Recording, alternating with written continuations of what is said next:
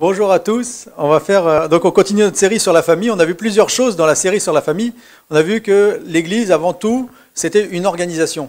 Quand Jésus il a dit « je ferai mon ecclésia », c'était à l'époque un mot qu'on utilisait pour dire « on s'organise ». L'Église, c'est pas un truc comme ça, à droite, à gauche, chacun fait ce qu'il veut. C'est une organisation qui est structurée, qui a des envies d'avancer de manière structurée et dynamique. On avait vu aussi que l'Église, c'est un corps.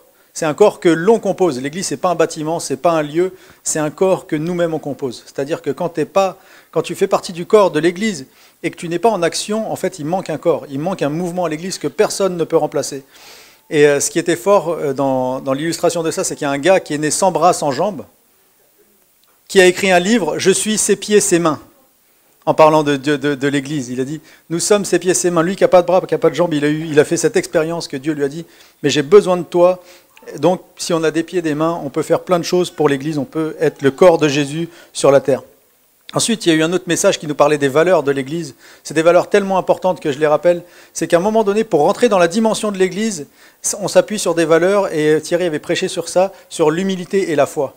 L'humilité avec ce général syrien qui, à un moment donné, a besoin de descendre de son char et d'aller dans les eaux du Jourdain pour comprendre la dimension que Dieu veut. Et c'est tellement important parce que même si nous, on n'est pas des ministres de l'Empire syrien, des fois on est sur un char. Vous savez, la vie, on monte sur notre char, le char de nos certitudes, le char de notre éducation, le char de nos expériences. Et des fois, à l'église, il faut descendre. Il faut descendre de ce que tu sais, il faut poser le pied en bas pour aller découvrir ce que Dieu veut dans l'église. C'est une valeur très importante, l'humilité, de descendre en bas pour voir ce que Dieu te prépare. Et tout ce qu'on vit dans l'Église, c'est par la foi. Thierry l'avait bien rappelé, à un moment donné, quand tu avances avec Dieu, tu vas arriver face à une situation qui est toujours la même, c'est qu'il faut mettre le pied hors du bateau.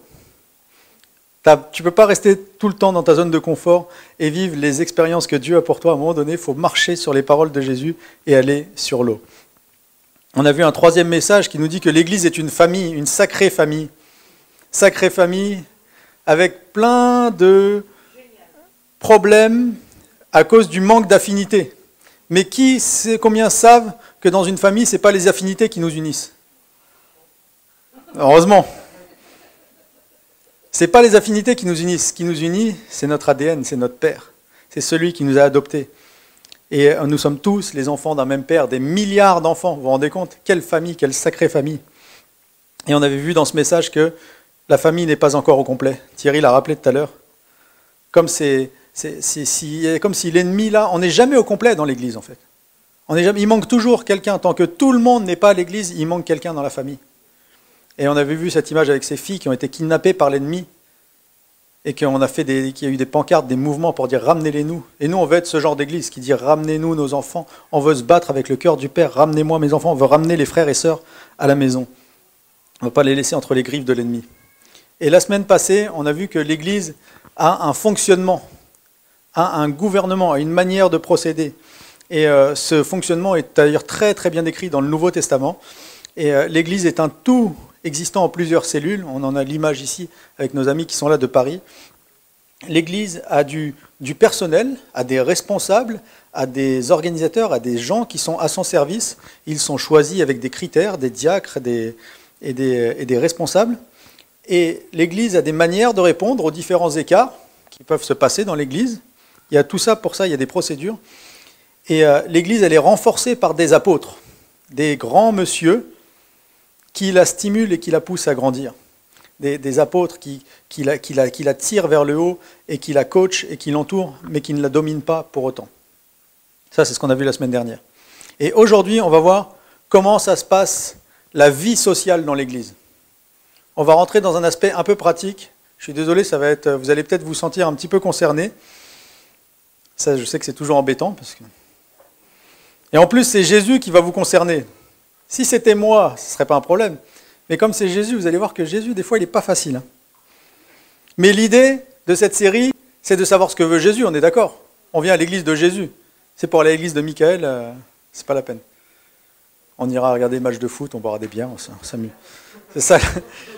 Mais là, c'est l'église de Jésus. Et on veut l'église de Jésus. Et vous savez, des fois, chacun fait son église. C'est un petit peu pour ça qu'on voulait faire cette série, parce qu'en fait, tout le monde a une opinion sur l'église.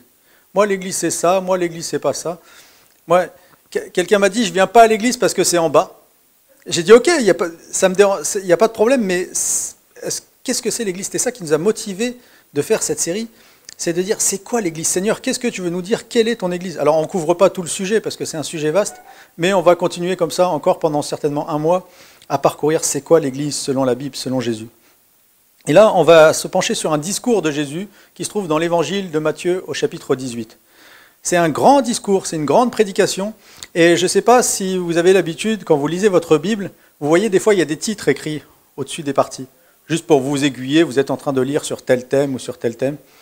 Eh bien moi, dans ma Bible, par rapport à ce chapitre 18, il y a écrit « La communauté du Messie ». Je dis, c'est parfait, on est dans le thème. C'est un grand discours que Jésus a déclenché suite à une question. Les disciples sont venus vers lui et lui ont posé une question sociale. Comment ça marche dans ta société, Seigneur, toi qui bâtis ton Église? Et leur question, elle avait une tendance, elle posait une question sur comment ça passe la hiérarchie sociale dans l'Église. Vous allez voir, les disciples de Jésus étaient très spirituels. À ce moment, les disciples s'approchèrent de lui, je suis au chapitre 18 au verset 1, j'avais un beau diaporama, mais tant pis. S'approchèrent de Jésus et dirent, « Qui donc est le plus grand dans le royaume des cieux ?» Ça, c'est du niveau spirituel. Quand vous aurez atteint ce niveau-là, là, vous serez au top. C'est qui le meilleur là-dedans? Seigneur, explique-nous, parce que là, on comprend qu'il y a ton royaume et ta société, mais ça va être qui le président? Ça, c'est nous, ça. C'est qui fait mieux la sono? C'est qui chante mieux? C'est qui... Et moi, regarde ce que j'ai fait. Et comment je vais faire pour être le meilleur dans l'Église? Et là, Jésus, au verset 2, ayant appelé un petit enfant, le plaça au milieu d'eux. Je ne vais pas faire venir Thaïs devant, mais j'aurais envie. Et il dit, « Je vous le dis en vérité, si vous ne vous convertissez, si vous ne devenez comme les petits-enfants, vous n'entrerez pas dans le royaume de Dieu. » Eux, ils étaient en train de poser la question, c'est qui va être le plus grand? Et Jésus leur dit, si vous n'êtes pas comme cet enfant, vous ne rentrez même pas.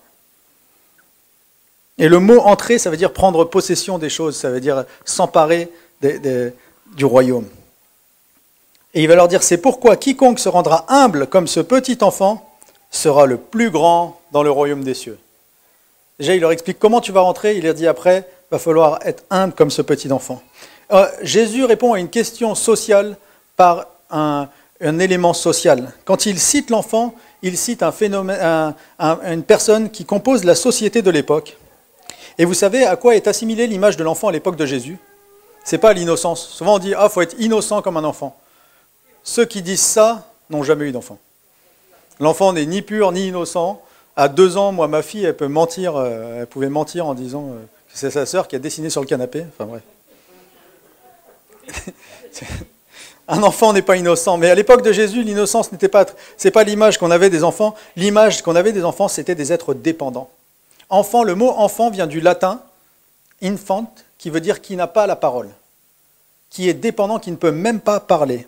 Quelqu'un qui n'a aucun bagage avec lui, qui ne peut rien apporter. Un enfant est complètement dépendant. On doit le nourrir, on doit s'en occuper, et on doit parler pour lui, on doit lui apprendre tout. Et Jésus il leur dit, c'est ça dans mon Église. Vous devez vous considérer, et ça va dans l'esprit de l'humilité, vous devez descendre de votre char et vous considérer comme dépendant de moi. Il dit, tu veux rentrer dans le royaume, tu veux comprendre la société, déjà descends et accepte la dépendance.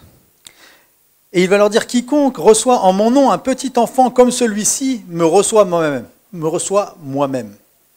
Jésus, il est en train de leur faire un retournement de situation.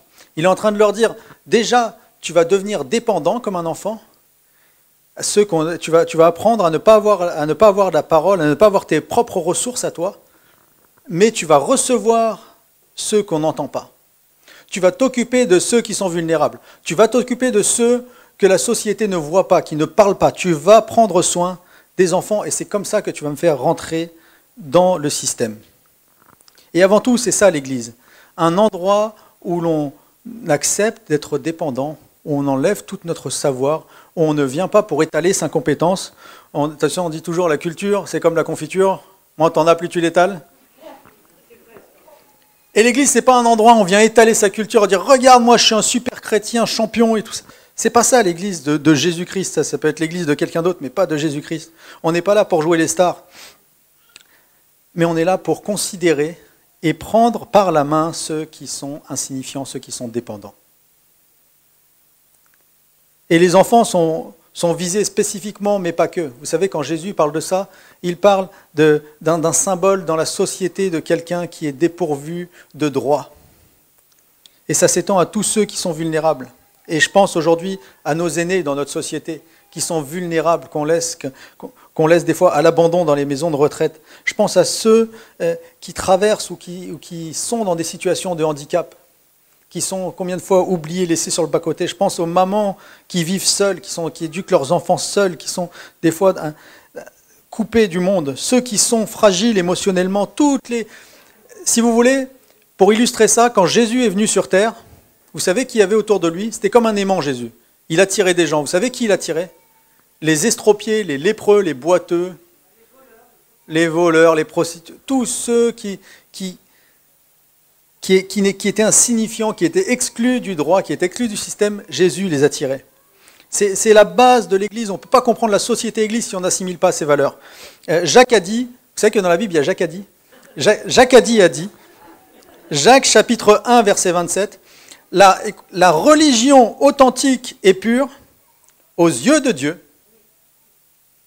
le Père, consiste à aider les orphelins et les veuves dans leur détresse et à ne pas se laisser corrompre par ce monde. La religion authentique et pure selon Dieu, c'est de s'occuper de ceux dont personne ne s'occupe. Les orphelins et les veuves, c'est l'image de ceux qui n'ont rien, qui sont complètement dénués de tout guide, de toute ressource. Et Jésus, il va aller encore plus loin dans sa logique. En fait, Jésus, il va commencer à parler de ça. Il va dire, ok les gars, vous voulez savoir qui est le plus grand? Moi, je vais vous parler de ma société, comment ça marche. Il fait cette première mise au point. Et vous savez ce qu'il va faire après? Il va s'énerver. Jésus va s'énerver. Parce qu'il va parler d'un sujet, il va embrayer sur un autre sujet.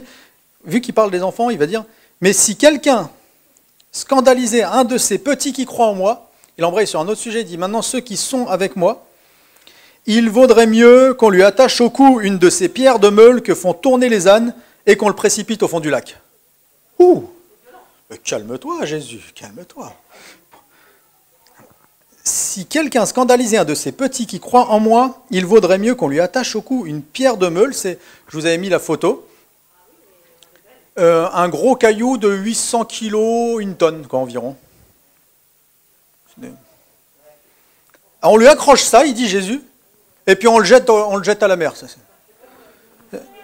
Si Jésus avait été à Dieppe, il aurait dit, celui qui scandalise, c'est-à-dire celui qui est un obstacle à la fois pour un petit vulnérable qui croit en moi, eh ben, il vaudrait mieux qu'on le jette dans le port de pêche attaché avec un scooter. Un truc comme ça aurait été une équivalence. Ben, alors on pourrait dire c'est du délire. Je ne sais pas ce qu'en pensent les sociologues, mais ils doivent être un peu sceptiques sur c'est pas les valeurs de la République, non.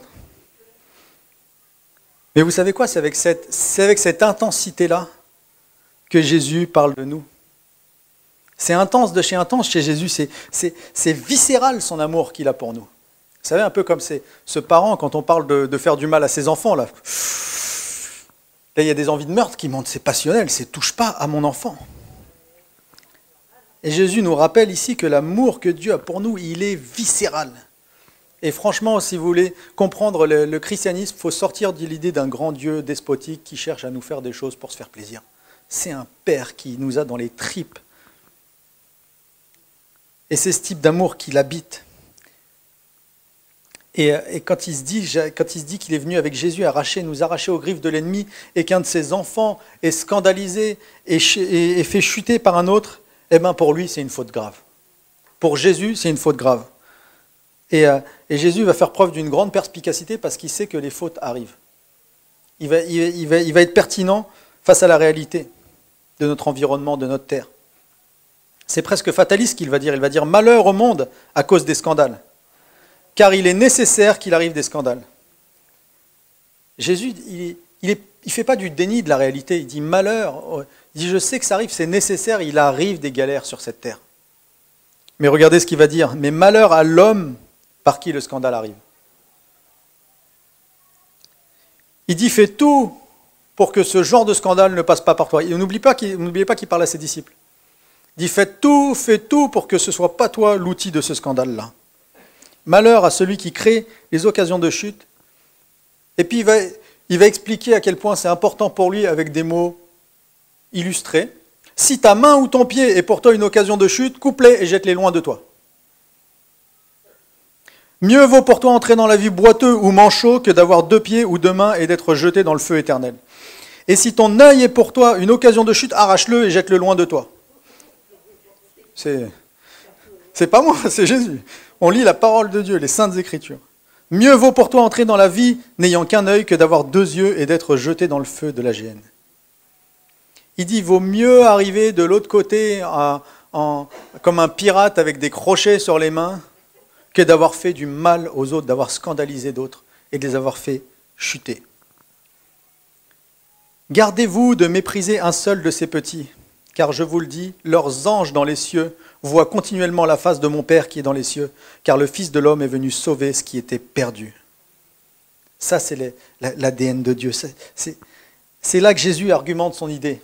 Il dit, si tu méprises, si tu as du dédain pour les autres, c'est-à-dire que tu ne prêtes pas d'intérêt, tu ne considères pas ces enfants, tu dévalorises les personnes pour qui Dieu a attribué du personnel spécial tous les jours. Tous les jours, il y a des anges qui travaillent pour aider chacun de nous, pour nous accompagner, que Dieu paye très cher là-haut. Je ne connais pas les grilles de salaire au ciel. Mais il y a 2 ou 3 anges par personne, et toi, tu es à côté de la personne là, et tu vas la dévaloriser. Eh bien, vous savez quoi, ça me rappelle ce que Jean il a dit, tu ne peux pas dire t'aimes Dieu si tu n'aimes pas ton voisin.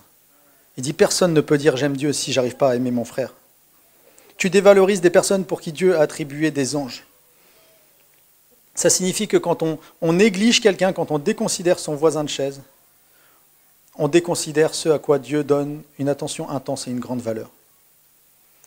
Quand je méditais sur ce texte, je me regardais à moi-même, vous savez, il vaut mieux toujours se regarder soi-même. Et quand j'allais voir mon comportement à l'église pendant toute ma vie de chrétien jusqu'à présent, vous savez ce qui m'est apparu comme réaction ? Je suis parti dans la cuisine, j'ai pris le couteau de cuisine et je me suis coupé la main. Et j'ai dit, j'ai beau être matinal, j'ai mal. Non. Je me suis dit, heureusement que ma langue, elle repousse parce que je me la suis arrachée plusieurs fois. Vous savez ce que dit Jacques ? Il dit, la vie et la mort sont au pouvoir de la langue. À mon avis, il n'y en a pas un qui a gardé sa langue là dans les méthodes de Jésus. On ne se rend pas compte du mal qu'on peut faire des fois entre nous. N'oubliez pas qu'on parle de la communauté, la vie sociale des disciples.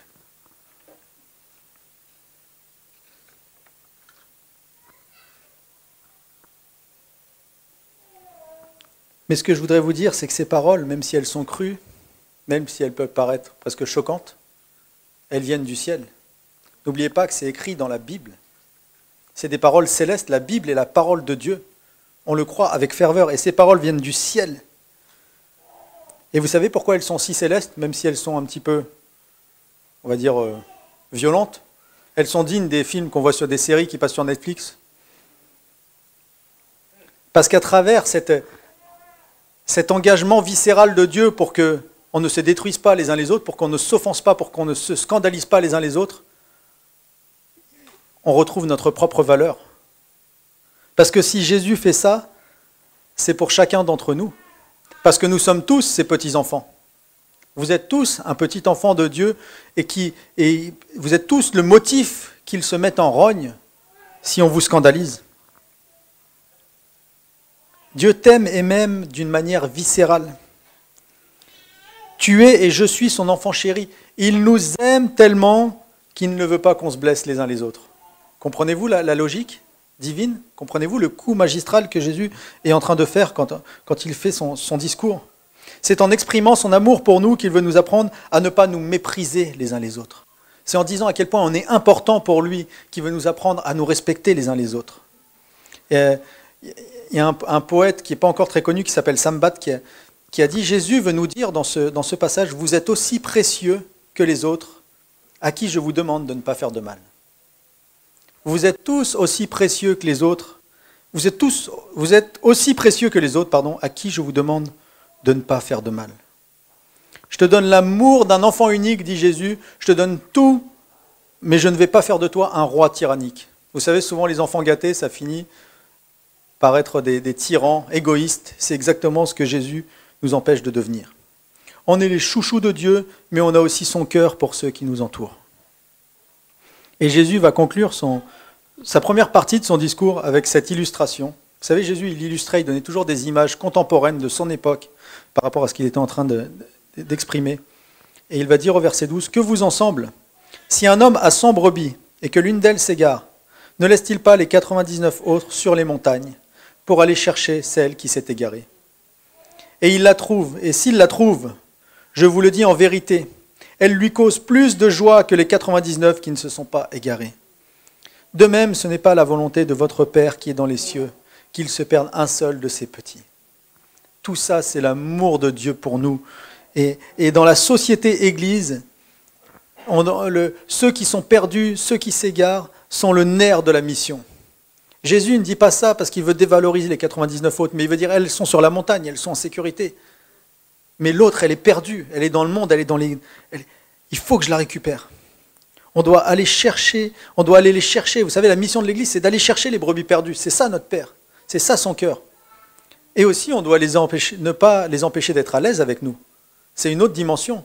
Parce que si on va chercher les perdus puis qu'on les scandalise après. Maintenant, qu'est-ce que ça veut dire? Est-ce que ça veut dire qu'on n'a rien le droit de dire à personne? Parce que de peur qu'il se fâche, qu'il soit scandalisé, je ne voudrais pas être une occasion de chute. Alors on va dire tout est permis, faites ce que vous voulez. C'est pas là où Jésus veut en venir. L'Église en tant que famille se doit d'avoir des règles. Comme dans toute famille, il y a des règles, il y a des valeurs, et il se peut des fois, même dans une famille, qu'on ait besoin de faire des réajustements. Et alors là, il faudrait que tu te réajustes. Allez, je vais dire le mot. Des fois, il faut une correction. Et ce passage va nous parler de correction, de réajustement, mais vous l'aurez compris avec un prérequis d'abord. Un prérequis en disant, il y a un père là qui adore ses enfants, ne les scandalisez pas, mais après, oui, des fois, il se peut qu'il y ait besoin de correction. Jésus ne fait pas de... Enfin, je ne sais pas, Jésus, il a une idée, comme ça, il se dit, imaginons que si ton frère a péché, comme si ça pouvait arriver que quelqu'un va faire un péché. Bon, il dit si ton frère, hein, donc mesdames, déjà, vous n'êtes pas concernées. Bien sûr, vous ne faites pas de péché, vous. Non, mais on dit toujours, quand on dit les frères, parce que dans la Bible, frère veut dire la communauté, et donc on dit toujours frères et sœurs, les femmes sont contentes, disent amen, ah ouais, il est galant. Bah ouais, bah là aussi on est galant. Si ton frère ou ta sœur a péché, va et reprends-le entre toi et lui seul. Jésus, il sait que ça peut arriver et qu'il va falloir corriger quelque chose, qu'il va falloir reprendre, réajuster. Et moi j'aime bien parce que Jésus, il est technique, il est précis. Il nous dit exactement comment ça doit se passer. D'ici ton frère a péché, va et reprends-le entre toi et lui seul. Il précise, il donne une précision. Et je ne sais pas ce que vous en pensez, mais s'il avait voulu donner comme précision, appelle 2-3 personnes, demande-leur ce qu'ils en pensent de ce qu'il a fait ce frère, va boire un café chez quelqu'un, après tu lui en reparles, appelle le pasteur, tiens, puis dis-le à sa femme aussi. Et puis après, si un jour tu croises le frère ou la sœur qui a péché, bah, si l'occasion s'y prête, tu essaieras de lui dire ce qui fait mal. Si Jésus avait voulu que ça se passe comme ça, autour d'un café, à Neuville, au Paulet ou au Val-Druel, je crois qu'il nous l'aurait dit. Bon, enfin, je ne sais pas pourquoi je dis Paulet, Neuville, Val-Druel. Ça concerne peut-être Warcq-la-Bataille. Mais vous savez ce qu'il nous dit là, Jésus? Il nous dit, il arrivera qu'il faut faire un réajustement, mais ce n'est pas là où tu vas commencer à jeter en pâture ton frère ou ta sœur. Tu vas y aller en tête à tête, tu ne vas même pas aller voir le pasteur, tu ne vas même pas aller voir le responsable, toi et lui seul, et tu vas parler. Et vous savez quoi, il y a un objectif dans cette conversation. Ça veut dire que si ça marche, tu as gagné ton frère. Si ton frère a péché, va et reprends-le entre toi et lui seul, et s'il t'écoute, ce qui peut être une éventualité aussi, tu as gagné ton frère. L'objectif, quand on corrige quelque chose dans une assemblée, dans un milieu chrétien, c'est de gagner ton frère. Si tu l'as jeté en pâture à 10 personnes et que tu l'as condamné et que le frère est parti, bah le frère est perdu et la mission n'a pas été remplie. Parce que le but, c'est de gagner. Mais Jésus, je ne sais pas, il est créatif, il dit, mais s'il ne t'écoute pas, comme si ça pouvait arriver, quelqu'un qu'on lui dit quelque chose, puis il ne t'écoute pas. Tu es en confiance, tu le respectes, tu fais ça discrètement, mais il ne t'écoute pas. Je ne sais pas avec qui, ça doit être des extraterrestres. Eh bien, s'il ne t'écoute pas, prends avec toi 1 ou 2 personnes afin que toute l'affaire se règle sur la déclaration de 2 ou 3 témoins. Ça, c'est une règle qu'on retrouvait dans le judaïsme. Il dit, à un moment donné, prenez d'autres personnes pour avoir un avis extérieur. Parce que des fois, la personne qui veut corriger est peut-être pas non plus compétente pour corriger, donc ça aide quand ça ne marche pas. Mais toujours dans un objectif de discrétion. Et s'il refuse de les écouter, dis-le à l'Église. Et s'il refuse aussi d'écouter l'Église, qu'il soit pour toi comme un païen et un publicain. Je crois que c'est un des versets que, dans l'histoire de l'Église récente des 50 dernières années, a été assez mal appliqué. Dis-le à l'Église, c'était humilie la personne devant tout le monde en disant « Regardez quel pécheur c'est cette personne ». Et puis la personne partait toute brisée. Mais c'est pas ça. Et après on lui disait « On ne te parle plus, on ne te connaît plus ». Et je crois que c'est vraiment pas ça que Jésus voulait dire. Il voulait dire à un moment donné, si jamais cette personne ne veut pas écouter et qu'on va la perdre, il faut que tout le monde soit au courant, parce que peut-être que tout le monde peut essayer d'apporter quelque chose, tout le monde peut l'entourer. C'est l'Église qui va perdre quelqu'un. C'est très important, il faut qu'on sauve cette personne.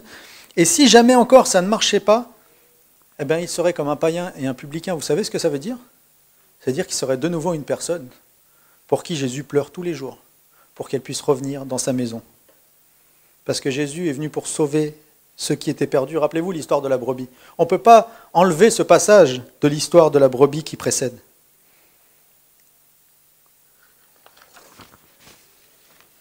Et dans cette situation, Jésus va rajouter un autre passage qui a été, je trouve, des fois un peu mal interprété.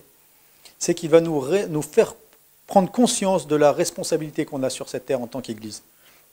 Il va dire, je vous le dis en vérité, tout ce que vous lirez sur la terre sera lié dans le ciel, et tout ce que vous délierez sur la terre sera délié dans le ciel.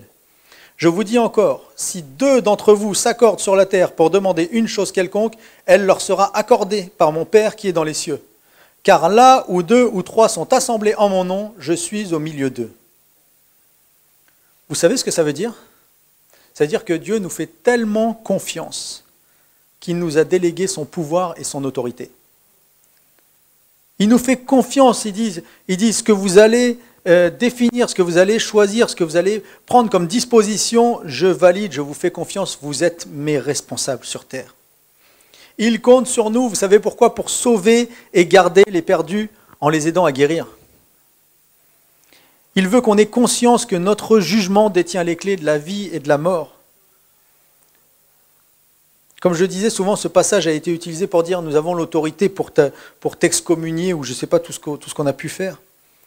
On utilise ça pour aller taper sur ceux qui se trouvaient en faute pour leur vie. Mais je crois que ce n'est pas du tout ce que Jésus voulait communiquer. Dans tout le contexte de ce discours, on entend plus le cri d'un maître qui nous fait confiance pour qu'on puisse distiller son cœur de père aimant au milieu de la turbulence des vies sur terre. Vous savez, Jésus n'est pas naïf. Pourquoi il met ces hypothèses ? Il sait que dans la vie, c'est compliqué. Il sait qu'on a des failles, il sait qu'on tombe.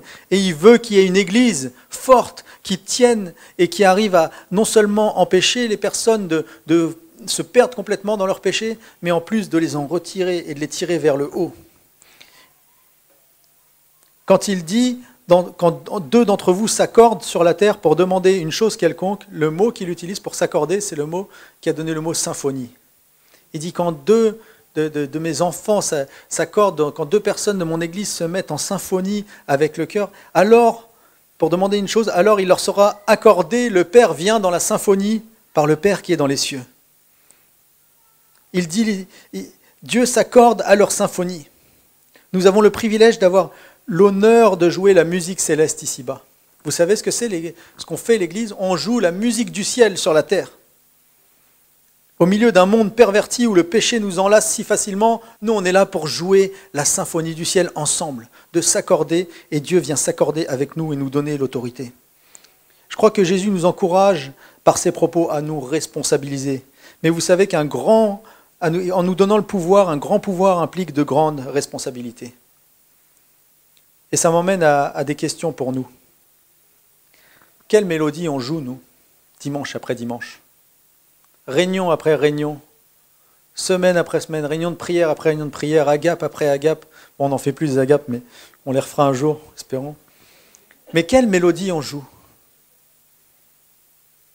Jésus nous dit littéralement, vous êtes Dieu sur la terre. Quand il dit ça, il dit, je vous ai donné ce que vous vouliez, moi je valide. Quand vous vous accordez, je viens dans la symphonie. Il nous dit, vous êtes Dieu sur la terre, vous êtes l'image de Dieu sur la terre. La question est, reflètes-tu vraiment Dieu, toi, dans son Église sur terre? T'appelles-tu Thor ou Loki? Il n'y a que les initiés qui ont regardé Marvel qui comprennent. L'idée, c'est que ces deux garçons sont les fils d'un Dieu, et ils viennent sur terre avec un grand pouvoir. Et l'un est gentil, mais l'autre est méchant. Et l'un utilise son pouvoir au service du bien, au service du salut, pour sauver les hommes, et l'autre l'utilise pour s'épanouir. Et il fait beaucoup de casse. Et c'est vraiment dans cette optique que je voulais nous encourager à être une société, une église où nous sommes une société de sauveurs. Une société qui venons aider. On ne s'amuse pas à l'église, ce n'est pas une cour de récré où on s'amuse à se tirer dessus, à dire « Ah, qu'est-ce qu'il a fait ?» à se moquer les uns les autres. Non, à l'église, on est là pour se soutenir les uns les autres, pour se tirer les uns les autres vers la vie éternelle. Et vous savez, tout ce discours est dans cette intention, parce que même la question de Pierre qui va terminer, elle implique une notion de restauration et pas de répression. Pierre s'approcha de Jésus et lui demanda, « Seigneur, si mon frère se rend coupable à mon égard, combien de fois devrais-je lui pardonner? Irai-je jusqu'à 7 fois ?» Vous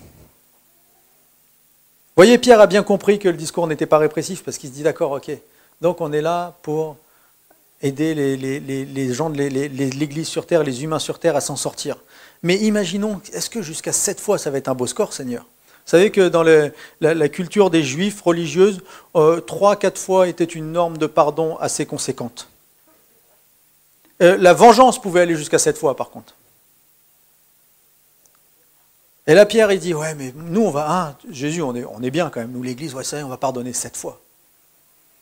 Et là, Jésus, ça va devenir croustillant, il va dire, non, lui répondit Jésus, pas 7 fois. Je ne dis pas d'aller jusqu'à 7 fois. Mais jusqu'à 70 fois, 7 fois. Pauvre Pierre. Il a dû se décomposer, je peux le voir là, il dit, quoi? Mais qu'est-ce qu'il me raconte celui-là? Mais vous savez quoi? Jésus va lui donner une illustration, grandeur nature, il va raconter une parabole, une histoire inventée pour lui illustrer comment il va y arriver. Et vous savez comment il va y arriver? C'est avec ça qu'on va terminer. Peut-être les musiciens peuvent revenir. Il va lui dire, c'est par la grâce que tu reçois que tu vas réussir à gracier ceux qui font des fautes autour de toi. Et j'ai envie de vous dire que là, on ne va pas parler de pardon dans le sens où c'est pas une prêche sur le pardon. C'est pas par rapport à tes grosses blessures, à ce qui t'est arrivé dans ton enfance, à tout ça. Je veux dissocier ça de ce pardon-là. Là, Pierre lui dit, quand mon frère pêche contre moi. Vous savez de quoi on parle là? On parle de petites factures. On parle de contrariété, on parle de « il m'a pas regardé, il m'a pas dit, il m'a méprisé, pourquoi lui se comporte comme ça, il m'a marché sur le pied. » Je sais pas, vous êtes créatifs, qu'est-ce qu'on fait dans l'église? Qu'est-ce qu'on dit? Il m'a pas dit bonjour, il m'a critiqué. Tu te rends compte? Il m'a pas remboursé. Je lui ai rendu service, lui, il pouvait pas pour moi. Mais Jésus, il sait que c'est la vie. Il sait que c'est la vie dans l'église. Mais il sait aussi qu'on est là pour se faire grâce. Il veut que dans sa société, dans la vie sociale de l'église, c'est la grâce qui prédomine. Et cette grâce, tu ne peux pas la donner si tu ne comprends pas celle que tu as reçue. C'est pour ça que Jésus va finir avec cette histoire. Voici la vie sociale dans mon royaume, va-t-il mettre en avant. En effet, il en est du royaume des cieux comme d'un roi qui voulut régler ses comptes avec ses serviteurs. Lorsqu'il commença à compter, on lui en présenta un qui lui devait 60 millions de pièces d'argent. Ça fait une belle somme. Comme ce serviteur n'avait pas de quoi rembourser ce qu'il devait, son maître donna ordre de le vendre comme esclave avec sa femme et ses enfants, ainsi que tous ses biens pour rembourser sa dette. Le serviteur se jeta alors aux pieds du roi et se prosternant devant lui, le supplia, « Sois patient envers moi, accorde-moi un délai et je te rembourserai tout. » Pour rembourser 60 millions, il faut y aller. Pris de pitié pour lui, son maître le renvoya libre, après lui avoir remis toute sa dette. Ça, c'est ce qu'on a vécu, ça, c'est ce qu'on vit avec le Seigneur. Tu viens, tu dois des millions. Tu dis que tu peux rembourser, mais tu ne peux même pas. Tu pourrais faire tout le bien, toute ta vie, tous les jours de ta vie, tu ne pourrais jamais rembourser ça. Mais dans sa pitié, dans son amour de père, il dit, c'est pas grave, c'est bon. Allez, t'es pardonné, complètement blanchi. Tu ne me dois plus rien. À peine sorti, ce serviteur rencontra un de ses compagnons de service qui faisait le ménage avec lui à l'église, qui lui devait 100 pièces d'argent. Il le saisit à la gorge en criant « Paie-moi ce que tu me dois !» Son compagnon se jeta à ses pieds et le supplia. « Sois patient envers moi, lui dit-il.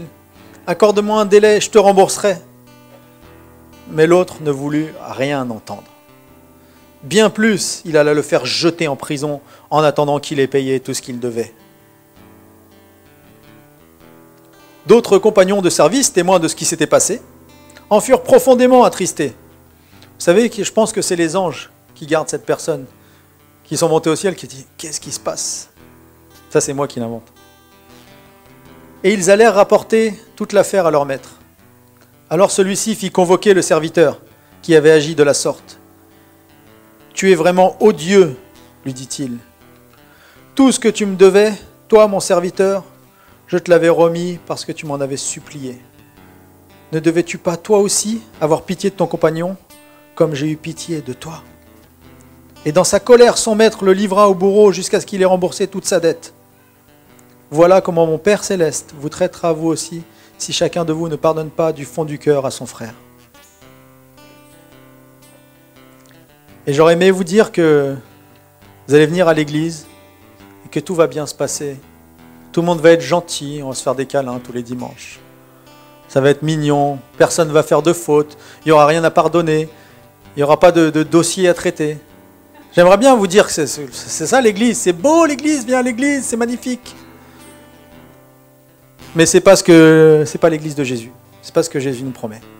Jésus nous dit, l'église ça va être un défi. Il va y avoir des frères qui pêchent, des erreurs, il va y avoir des offenses, beaucoup d'offenses. Mais je vais te donner le potentiel, je vais te donner les clés pour que tu puisses délier sur la terre des personnes, les relâcher. Par la grâce, tu vas pouvoir les laisser aller. Et tu vas pouvoir les aider à se restaurer alors qu'ils auront fait des fautes. Tu vas tout faire proprement pour que la personne ne se sente pas condamnée. Et tu vas la ramener dans le troupeau gentiment. On va réajuster ça. C'est ça l'église que Jésus nous parle. C'est ça notre société, c'est ça notre vie sociale. C'est ça nos valeurs. Merci notre Jésus parce que t'es juste pas un Dieu qui cherche à exercer son pouvoir, on va dire, vous allez faire ça, bande de petits humains, vous êtes mes objets. Mais tu es un Dieu d'amour qui nous a créés, qui nous a façonnés depuis le ventre de nos parents. Et tu nous aimes tellement que tu veux que nous soyons des frères et sœurs qui s'entraident, qui s'attachent, qui se tirent vers le haut sur cette terre. Je te prie pour notre Église, pour tous ceux qui sont déjà avec toi, pour que nous puissions être la lumière, pour aller chercher d'autres personnes qui ne connaissent pas cet amour. Merci de nous faire toujours rappeler à quel point tu nous as aimés et tu nous as pris en pitié, que tu nous as remis une si grande dette, que nous puissions facilement redonner toutes les petites choses, toutes les petites offenses du quotidien qui arrivent. Je te prie parce que tu n'as jamais dit que tout serait beau et tout serait joli, mais tu as dit que tu allais nous donner le potentiel de rétablir toutes les situations moches qui vont se présenter. Merci parce que tu nous renforces par ta grâce et je te prie que nous puissions être une église qui va continuer à bâtir non seulement un bâtiment physique, un bâtiment qui s'agrandit, mais aussi une église qui grandit dans la grâce les uns qu'on a pour les autres, dans l'amour qu'on a pour les enfants perdus, pour aller chercher tous ceux qui ne sont pas encore à la maison. Et que quand ils vont revenir ou quand ils se sont éloignés, ils ne se sentent pas condamnés, mais ils se sentent à quel point la joie du Père est communicative dans l'Église de les avoir retrouvés. Parce que c'est ton cœur, cette symphonie que nous voulons jouer ici à l'Église Nouvelle Vie Dieppe. Amen. Je vous invite vraiment à rentrer de nouveau dans la présence de Dieu. On est jamais parti d'ailleurs. Mais c'est peut-être le moment à dire Dieu, tu agis parmi nous maintenant, reprendre ce chant. Et puis je vous invite à lui dire Dieu agit parce que j'arrive pas à pardonner. Dieu agit parce que j'arrive pas à relâcher. Et quand on va chanter, même si je ne le vois pas, si je ne le sens pas, je ne le sens pas pardonner. Là, on m'a fait trop mal. Tout le monde a vécu un jour une trahison. Quelqu'un lui a fait mal, quelqu'un l'a blessé. Nous avons blessé aussi.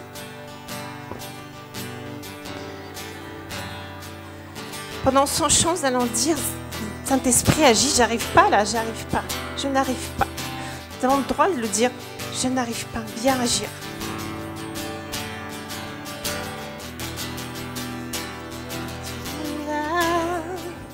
Présent parmi nous, oui je t'adore, oui je t'adore.